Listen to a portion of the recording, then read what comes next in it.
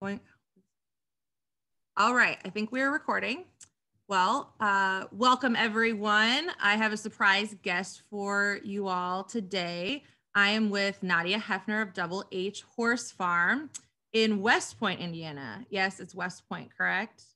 Yeah. Yes. And Nadia actually works primarily now with Mustangs and doing a lot of Liberty training as well. She was just telling me before I started recording that she's been featured in Horses Illustrated recently, which is so exciting. And I'm going to definitely go look up after this. And with that, we're basically going to talk a little bit about her work with Mustangs. And I really want to know more about what similarities and differences she sees in working with Mustangs, maybe what they've taught her about learning theory and behavior modification, and maybe what that can also teach all of us about working with any kind of horse. So with that, Nadia, tell us a little bit about yourself and maybe how you got into Liberty and working with Mustangs, being in Indiana. Hi, everybody. So exciting to be here. I got into Mustangs because I moved to Indiana from New Jersey, and I bought a training barn, but nobody in Indiana knew my name. And so I wanted to be known as a colt starter. And I thought, well, what's the best way to do that? I was just hashing out ideas and come across a magazine article that said Extreme Mustang Makeovers, and it was a competition, and it was only like the first or second one they had ever had. And I thought, well, if I sign up to do this and it works out, then what better way to advertise myself? And if I could break a Mustang, then I probably can do domestic horses. And that's how it got started. And I had a really good horse, the first makeover that I ever did, and didn't place, but learned a lot from the experience and how the Mustangs do with that kind of circumstance in only 100 days of training, from wild to a competition. And then I've done it 2 more times. And in the journey, I was invited to be a tip trainer, which is we gentle Mustangs and burros for the Bureau of Land Management.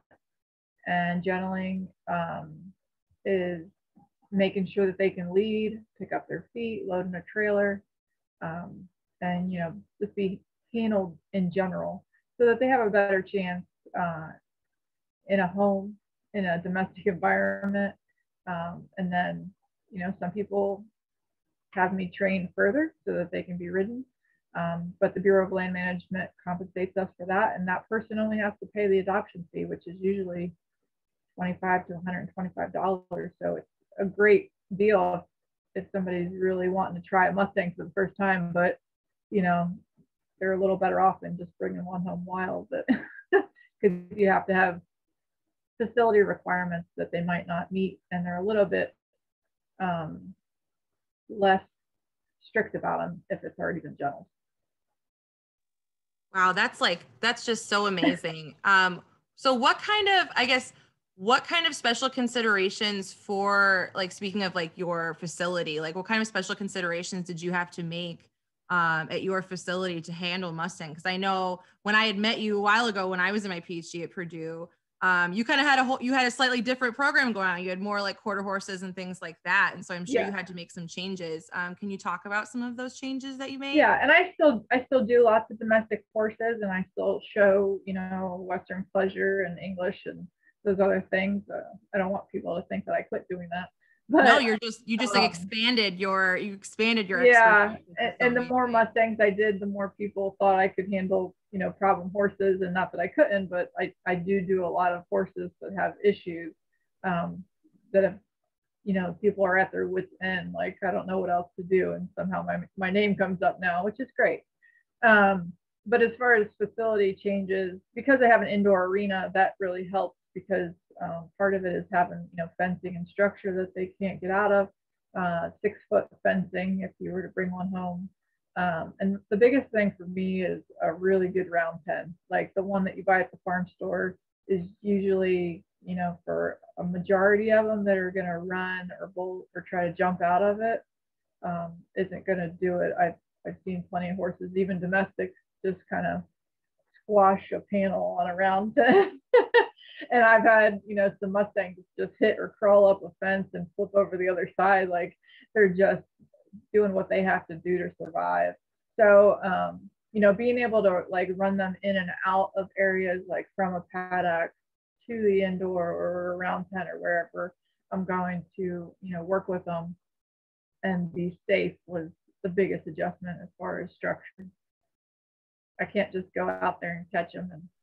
Well, yeah, and that actually, you brought up a really neat point as far as like talking about changing behaviors and learning theory, about how you have people bring you problem horses because of what you've been doing with Mustangs. Yeah. And I would think, like, at least from my perspective, that would be maybe something similar, like, because maybe certain behaviors are fear-based, for example, but then things being different because there might be, I don't know, like Mustangs to me feel more of like a clean slate, I guess, yes, mentally, than maybe a horse that has had negative experiences that you're going to have to try to untrain. And we all know that trying to retrain something or untrain something is a lot harder than training a behavior, yes, sometimes. So is that some of what you've experienced or not so much? I do think a clean slate is easier to work with. But one of the things that I realized through the years is horses have a natural curiosity. Like they just, they may run for something at first, but then you leave it out there in their pen, they want to come check it out. And the horses that we raise and maybe show, we keep them in a stall, they don't get the turnout that they normally, would in nature. They lose some of that. Like they just don't have curiosity. They have more fear from that kind of thing. So I have Mustangs that right away will like a tarp is nothing to them. They just go over to it and pick it up with their mouth and want to toss it around. And it takes way longer for me to get domestic horses sometimes over that stuff than it does a wild horse that's never seen it. And they're also, that's their environment, is the outdoors. So like I could take a Mustang very quickly out to the trail and not be worried about it because that's their thing, like crawling up that's so around interesting and over. That's true. They're not used to being, they're like, I'm outside all the time, so why would it be scary? I took a 7-year-old show horse yesterday outside and I thought she was going to lose her mind because she just never seen any of those things like in the yard or anything. Like all she knows is an arena. And it's sad. But I just, our logo is kind of like where versatility reigns, and it's all encompassing of like, I need my horse to be all those things. If I have a show horse, I want it, to get out and see those obstacles and the trail. But some of them I have also thought I just can't take them out there because we've changed the breed so much to look a certain way. They don't have the durability. My Mustangs are just, thick boned, and they have really good feet, and they're strong feet, and they're, supportive. And, my show horses have been inbred so much, not by me, but by, what the so-called industry wants, that, they would be stone bruised and like a bug bites them and they have hives all over them. And they're just not what a Mustang I always say is. that we've bred them to be very beautiful, but very fragile. Yes. and we've created a lot of, these issues. For sure. Like I was just telling you and my students know as well, my horse with laminitis, for example, like that's not something that we see generally in wild horse populations as much. Have you seen any, have you noticed in the horses that you've worked with, like, do they still colic as much? Have you had those issues or but I guess part of it as well would be if you take I guess part of my question as well is when you're taking these wild Mustangs into a domesticated environment, obviously that can be stressful and result in a negative affective state, at least in the beginning stages. Do they ever have any issues with colicking or laminitis that you have dealt with? They have metabolic issues, which I thought at first was like, what? But it's because they're not used to the grains and the rich food that we give them. And they get a thick, crusty neck. And I have a couple of mine that can live on just, limited grass hay and would be fine. They just, in the summer, if I put them on grass, just 12 hours a day is too much. I mean, they look like just fat rolls. Yeah, they're not used And to it. That's been yeah. another struggle with now having an insulin resistant horse, is that the cards are kind of stacked against me in a sense, because our entire culture around managing horses is really based around this. We feed them a concentrate that usually Right. is high in sugar, and it's very difficult to find something that isn't, or has like no added sugar, or what the sugar content is. So yeah, that's a really interesting point, that I'm sure it is like a shell shock for And them. they They're they like, like what is this? they like minerals, and so there was a while that I was just feeding this really good mineral supplement and oats and like a good grass hay, but the oats attract rodents horribly, and so that was hard to maintain. Like, but that always makes me question too. Like, rodents do not like pelleted grain. Why is that?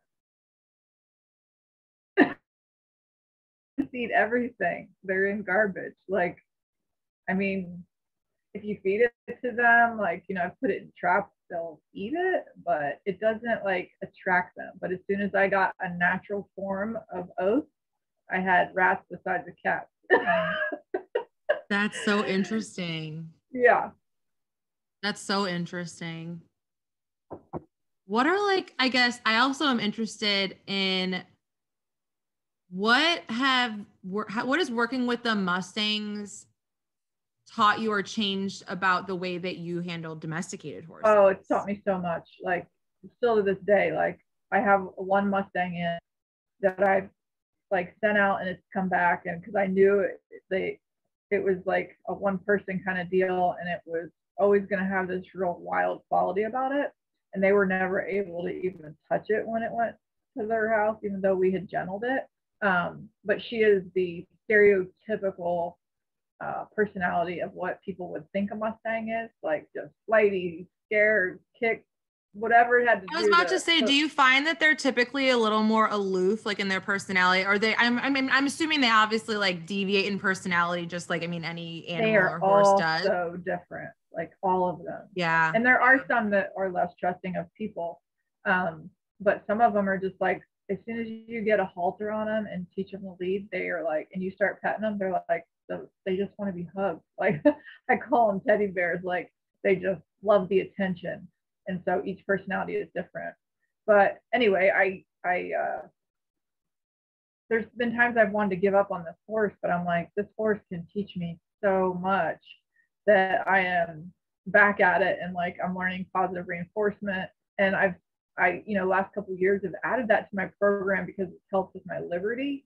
But like, to actually add it to like starting one from scratch, uh, and just a whole different uh, avenue. Like, natural horsemanship has always been this thing that people think is like some kind of magic, and that it's the softest form. Well, it's not.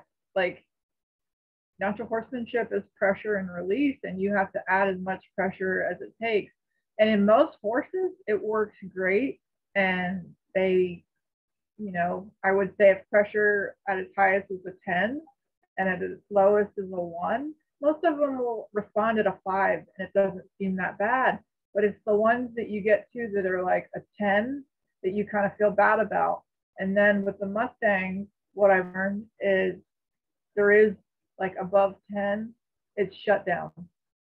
They don't do anything. And you could be, I mean, They you reach just the have to. freeze. So people forget, like we think of fight and Yes. flight, but like they forget about freezing. And I think Yes. that I know my Clydesdale mare, who's obviously not Mustang, she's the same way, where I had to start shifting. Like, she's huge and she knows it, and if she's not going to do something, I don't want to have to go to a 10 or I don't want to have to do Right. that. There has to be a better way to do this. Yeah.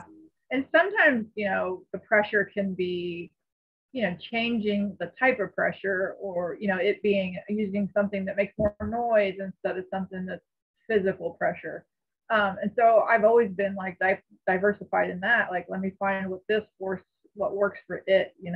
But I look back on some of the horses I trained, and like the first Mustang that I ever did for the competition, and I always have, but I did a lot of training back then by myself. And you just have to figure out ways to make things work.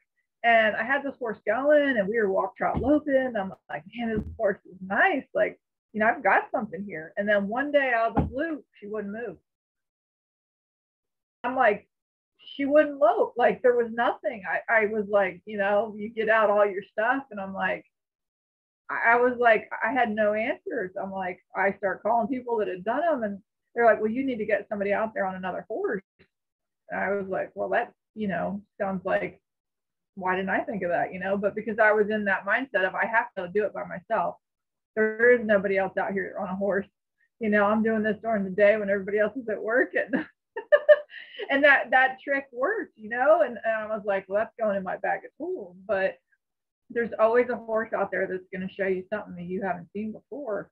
And, that was one of them. And I thought, well, if I would have done that now, like if I would have maybe used positive reinforcement every time that horse, took a trot step in the right direction or whatever, I probably wouldn't have gotten to the shutdown, but you put those horses under that pressure and like, oh, you got 90 to 100 days, you're asking a lot of stuff from them. And some of them, when they say, a lot of people say, oh, it's not a 100-day horse, that's what they're talking about. Like, there's no way, you could spend For 24 sure. hours out there working with it, but it's just too much in too short a time frame.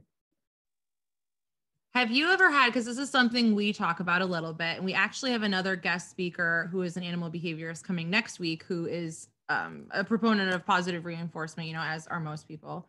Have you ever had a situation while you're training horses where maybe positive reinforcement went wrong, or like you accidentally changed something that you didn't mean to because of positive reinforcement? Because I know that's something that we've talked about in our class actually a little bit. And I'm interested if you've had any of those oops moments. Well, I mean, you kind of wanted to back up a step, like you said, that a lot of people are in like for positive reinforcement.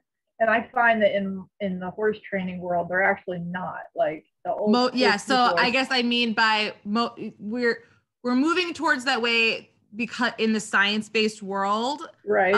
of training horses, but you're exactly right. That is what we see so much of how we traditionally train horses is a combination of negative reinforcement and positive punishment, essentially. Yeah. And so it is, it's so difficult to get. We talk about this so much in the course, and I think even just in the horse community is like making that behavior change and getting people to buy into doing positive reinforcement, which part of it sometimes is that it's slower, right? It's not as fantastic, and you can't get away with some of maybe the shortcuts that have negative consequences. I think it's always slower in the beginning, but then once the horse understands it, it's faster. But I know with my program, like I'm not 100% committed to it yet. And not because I don't believe in it, but because I don't know enough, for one, and two, it does take more time. And then people are so used to the old way and having their horse riding in, a shorter time frame. And I've never really been that person. Like sometimes I don't get on a horse till we're close to the 30-day mark, because I just don't get on a horse until I know it's not going to buck. Like I teach it all its steering and mechanics in the ground, and it has steering. Like I always tell people, I don't want to get in a car going downhill with no steering and no brakes. And that's the same with the horse. I don't get on until it knows how to turn and give to its face and has a backup and all those things. And that's just my style. I said, well, walk, trot, lope is easy. He said, but to not stress it out and for it to have some kind of foundation beforehand makes everybody's life easier and gives me longevity of career. Oh, it's so much easier because you don't want to no one wants to get piled, and then you're not like traumatizing this horse with this crazy experience of, for the first time. And I also do all the groundwork first, and you won't see me getting on a horse that I don't feel comfortable doing the ground stuff with, right. beforehand. I had a thought and then I lost it. Well, I don't think I answered your question about going wrong. Oh, about positive reinforcement. Yeah, and then we'll circle back. Maybe I'll remember what I was going to say.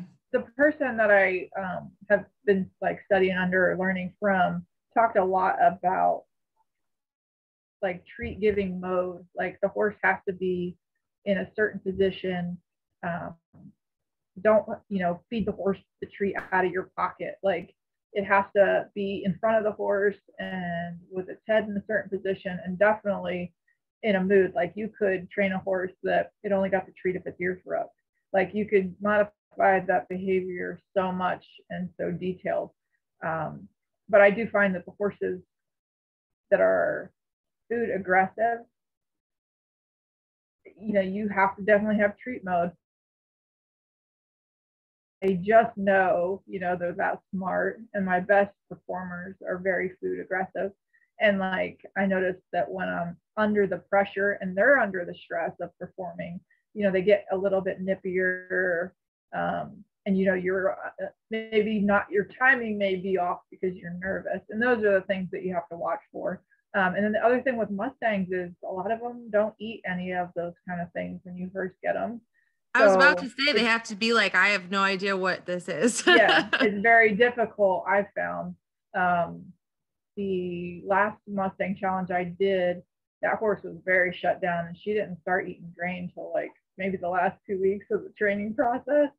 So it was very difficult to use, positive reinforcement for that because she wanted nothing to do with it. And it's the same way with this Mustang that I'm working with, I told you about. Like, it took a long time and she still is like, I don't really want to take it out of your hand.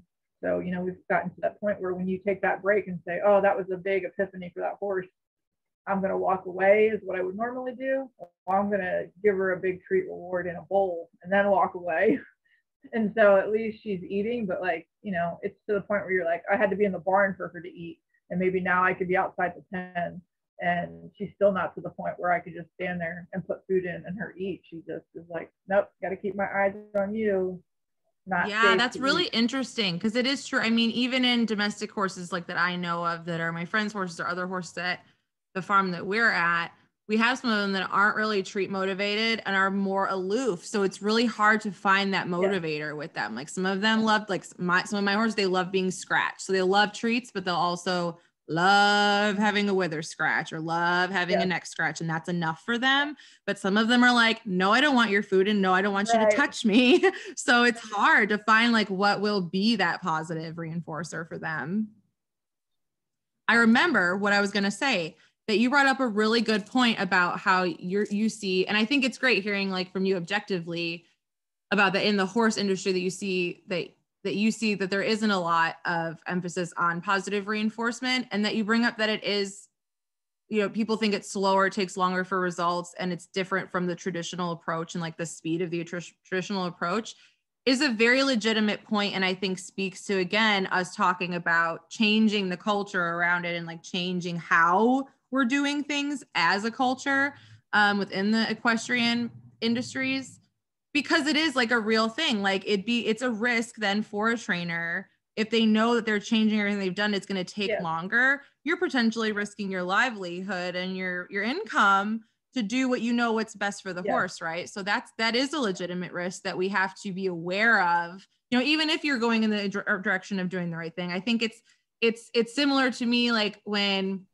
we talk about ideal horse environments, right? Well, ideally they have all of this pasture and ideally they have no mud and all of these things. So like how realistic are some of these things, and how these things are harder in practice than they are in theory sometimes. And so you have to take that into account. I see a lot of things now that I didn't know before. Horses that come in with ulcers, or because they're coming in for training, they get ulcers and their behaviors, change. I just had a lady bring me a horse for training, and she called, somebody told her about me, and she said, I had to go to Georgia to get this horse, and he was perfect when I got there. And she just tore up and down. He had to be drugged because when she got him home, he was pawing like crazy, and he was rearing, and he was just out of control. And I said, well, this horse could have ulcers. Like, it doesn't take much, that long in a horse trailer for. And I said, he could have had, his favorite buddy that he just left. And I said, but if you're afraid of this horse, then yes, don't stay committed to it because it's never going to work out for you. So I said, but, bring him and I will evaluate and then, decide if I could sell him for you. And in, 2 or 3 days, I was taking the video, but like the first day I went to saddle him, he was kicking his belly and he was trying to bite and his ears were pinned back. And I went to get on and he was supposed to be, or he is a gaited horse.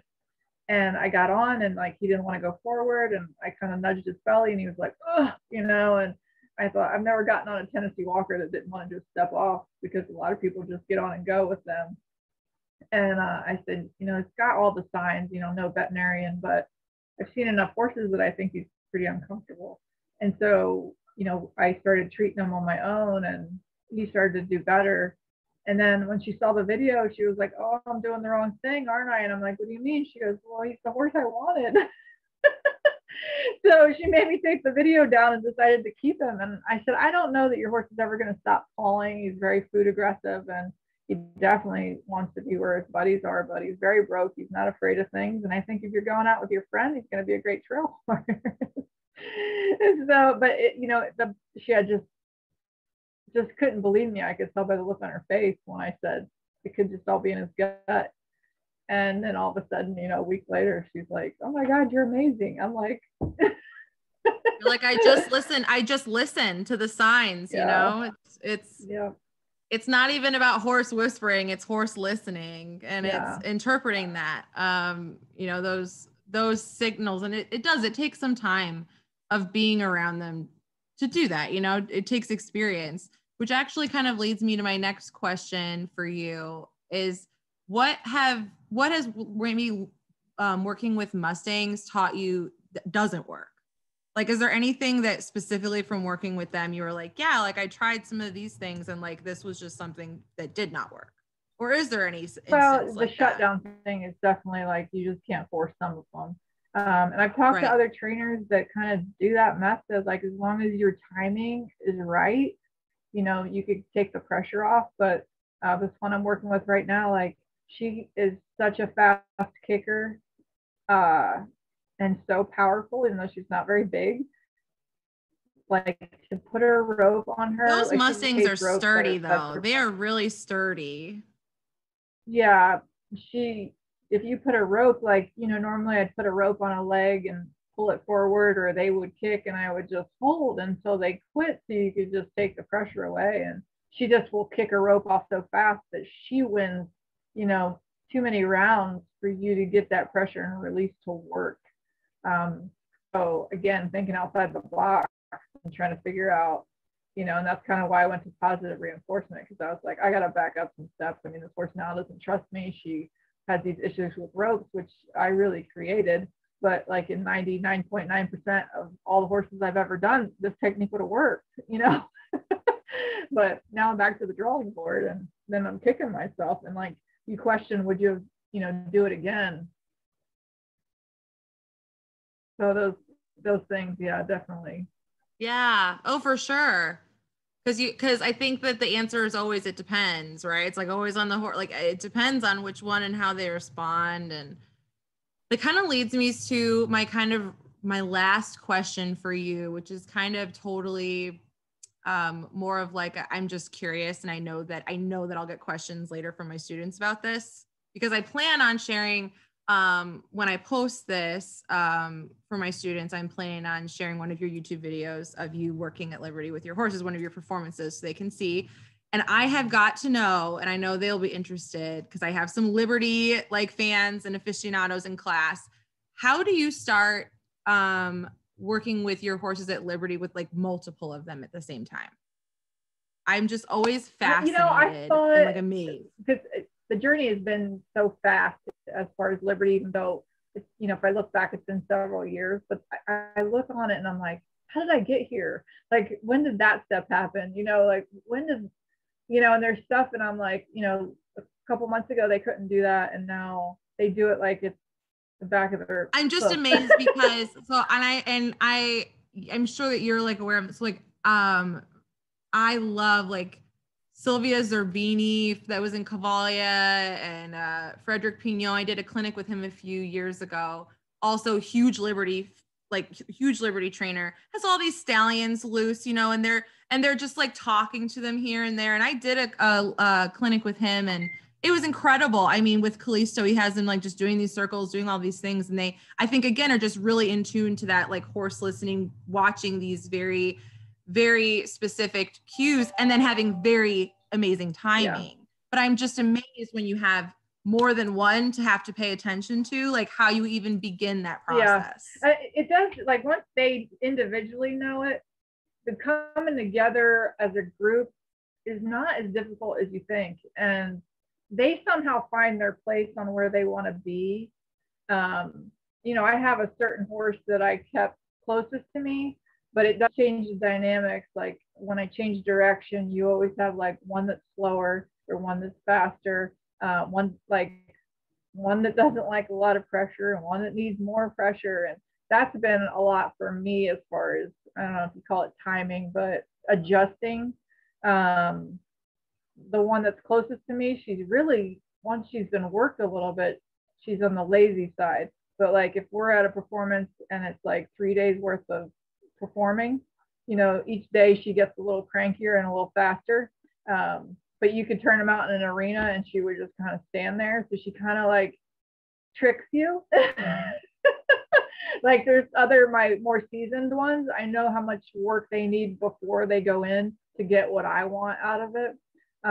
But she's like, for example, this last time we performed, I went out with one horse that is my most animated and the most sensitive. And because she has more tricks to her, she does the rear and some other things. And then I brought the other two out. Well, the first day I did it, I brought her like to the entrance where they were going to come in, and they joined up perfect. And we went to our circles, and I was as happy as could be. So, and I told myself, I've not like done a million performances, but I've done enough now to know my horses. And I was like, I'm not going to have another performance with that team as good as it was today, like in my eyes and what I was looking for in a performance. And so I'm like, no, we could just pack that team up, like, let's not come back out here again. And so I wanted, try to do it the same exact way the next day. Those two were like, we're out of here. And, I go join up with them and they run down. And I was like, you just go with it because the audience doesn't know what was supposed to happen. Oh yeah, they don't know. And then they just kind of circle around and they come right back and it looks like, oh, that was meant to be. And then the third time it was kind of the same thing. And I was like, light bulb, you should have went to the other end, let them loose and let them run to you so that it looked like they were supposed to do that.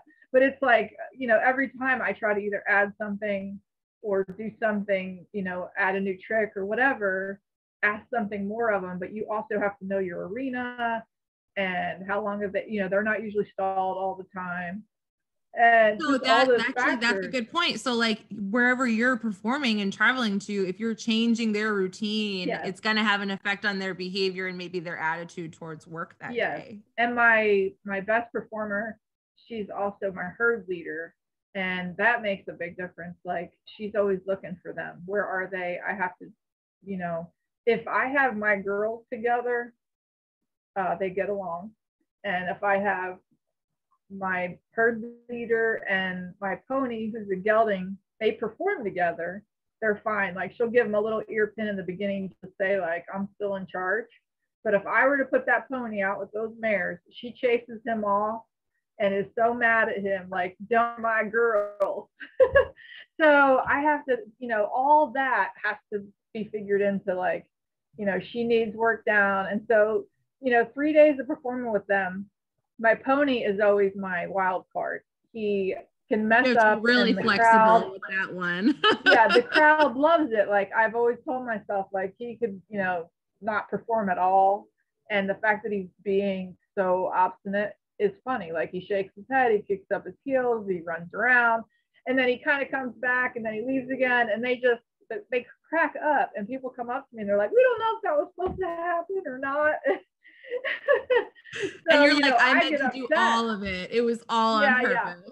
Yeah, but I'm like really upset. So like the first performance, they didn't do exactly what they were supposed to. I added too many new things. And so the second time I edited it, and I had told them like, I talked to them and I was like, look, we go out there and you pull that routine again. I said, I'm going to keep doing circles till you come around, because certain places you perform, you're like, you got 5 minutes and that's that. There's no flexibility. But because I'm still newer, I'm like going to places where, I tell the guy, you keep playing the music till I am heading towards the door. And I told the horses, I was like, we're going to keep doing these liberty circles until you calm down. Then we'll start doing our tricks, And so by the third performance, right before, I took him outside and just made him do some lope circles. And we went out there, and that pony was everywhere I wanted him to be. And I walked out, and I'm like, there wasn't as much clapping and laughter. Like, yeah, you're like, wait, that wasn't as much of a hit. Yeah, so I was like, the balance and like what I want and what the crowd wants is two different things.